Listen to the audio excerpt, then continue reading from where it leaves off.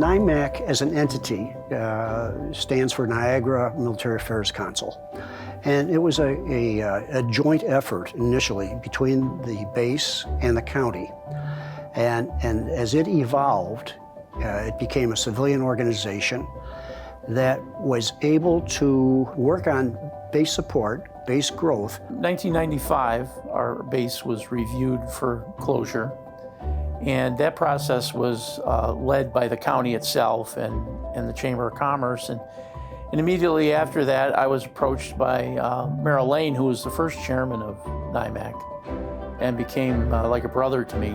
He asked me if I would help him and if we could get an organization going that would advocate for our base. In the beginning of NIMAC, it was just Merrill and I for the first probably 8 years. We were on the military closure list, the BRAC list, on 2 different occasions in 1995 and 2005. And he did a great job, working with the community, working with our elected officials to make sure that we did not end up closing this base. The 2005 BRAC, John and the other folks on the NIMAC committee, in conjunction with the Niagara County folks, really put on a public affairs type blitz. We found out early on that the BRAC Commission would be required to post every letter online that they received in support of the base. They reported back to us that they had gotten 12,000 letters across the BRAC.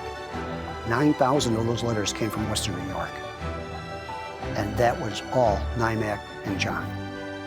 Eventually, we got word through our consultant from the BRAC Commission, that's enough. We got the message.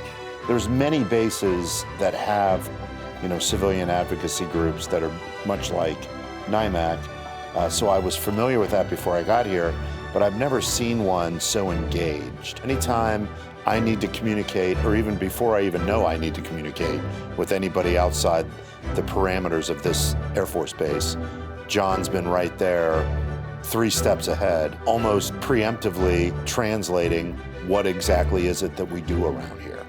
So that's how important and vital he's been. There's really not anything that John hasn't seen as a member of NIMAC or as a leader of the Air Base. That knowledge will be his legacy to future leaders, and the fact that NIMAC will go on and the base will be here, I think 50 years from now, 60 years from now, that'll really be the testament to John Cooper's importance and significance to this community. During the BRAC process, they were building the military entrance processing site on the base, and that created 2 roads. Cooper Curve is a road that was dedicated to John Cooper. It is a road that leads from the static display area, which of the C-130, right in front of our headquarters building, over to the military processing building. I really was just shocked and really honored that something like that, could happen. I don't think this is an overstatement. The Niagara Falls Air Base would not be here today were it not for people like John Cooper and NIMAC. I go back many generations in this area. I lived kitty corner to my great-great-grandfather, so his house. My roots are very deep here. The community has certainly supported me and my family and everything that we have done. So we just love Niagara Falls.